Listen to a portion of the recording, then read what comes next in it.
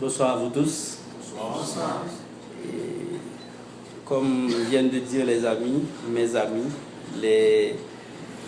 ceux qui supportent le livre en général, ceux qui supportent la lecture publique. Donc, je suis Jean-Emmanuel Jacquet, et journaliste, écrivain et critique aussi, parce que depuis 2005, soit dans le journal L'Union, le Nouvelliste, le matin, je critique aussi. J'ai fait pendant ces années-là un travail de critique sur la littérature, donc sur le livre, sur la peinture, la danse, la musique. Et peut-être c'était l'une des raisons qui m'a contraint de ne pas encore publier, parce que j'écris depuis très longtemps et je suis de cette deuxième, bon, pas deuxième génération, mais cette génération d'entre Robert Lage et Fifi. C'est vrai que Fifi, on est à peu près de cette même génération, mais moi, un petit peu avant, je n'ai pas suivi ceux avant Fifi qui ont commencé à écrire. Donc j'ai laissé le temps, prendre son temps pour pouvoir écrire dans cette même génération que Fifi. Donc un peu c'est un petit peu la génération entre Fifi et les plus grands, mais en fait j'entre directement dans la génération de Fifi. Alors, Homosensuel, peut-être que ce n'est pas le premier texte que j'ai écrit, bien entendu, j'ai écrit plein d'autres textes avant Homosensuel, mais Homosensuel, c'est peut-être le texte le plus actuel, parce que le sujet est actuel. Par exemple, j'étais à Liverpool, je signais, et puis un lecteur est arrivé, il m'a dit « Oh, homosexuel oh. !»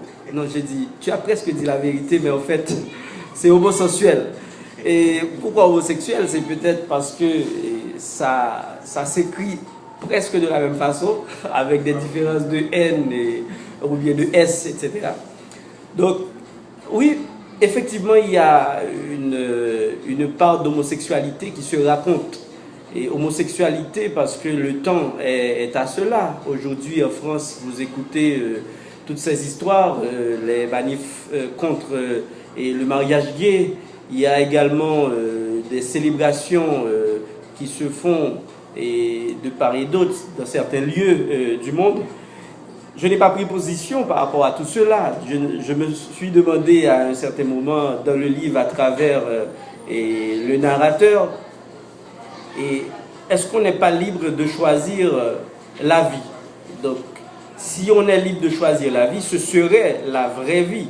Donc, la vraie vie, c'est pour moi, dans ce livre, la vie qu'on aurait choisie.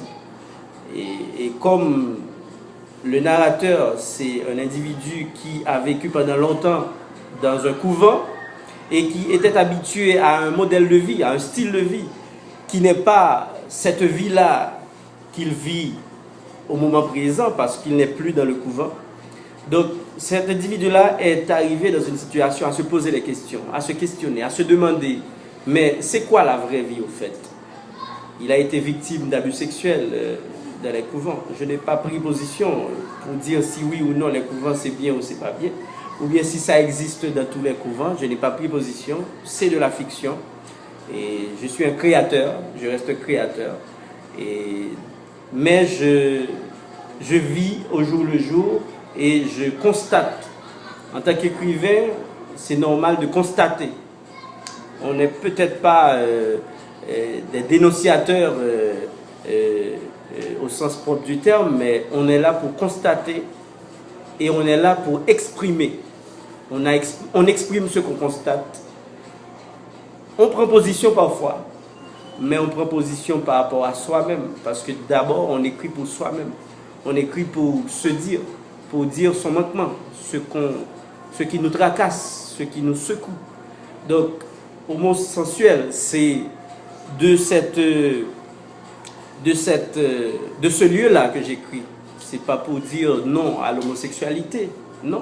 C'est pas pour dire oui non plus à l'homosexualité, mais c'est pour dire ce que moi je sens, ce que je pense, mais à travers une voix plus apte à parler. Dans ce cas, c'est mon narrateur. Donc, c'est un individu enfermé dans sa chambre et qui travaille maintenant dans une industrie de fabrique, dans une fabrique de jus. et qui aujourd'hui, en dépit de la maladie, en dépit des humeurs de son employeur, est contraint à travailler parce qu'il faut vivre. Il a appris au couvent que l'Éternel combattra pour lui, mais dans la vraie vie, donc la vie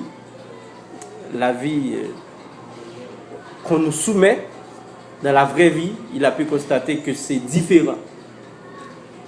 Dieu a peut-être donné la vie, mais c'est à nous de faire le reste, donc de vivre.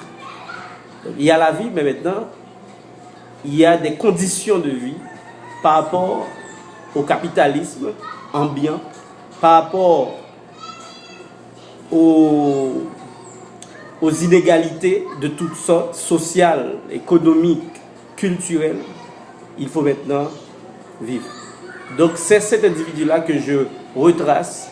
Ce sont ces questionnements que je relate à travers Homo Sensuel et qui est offert à vous grâce à la Direction nationale du livre, que je remercie grandement. Merci beaucoup.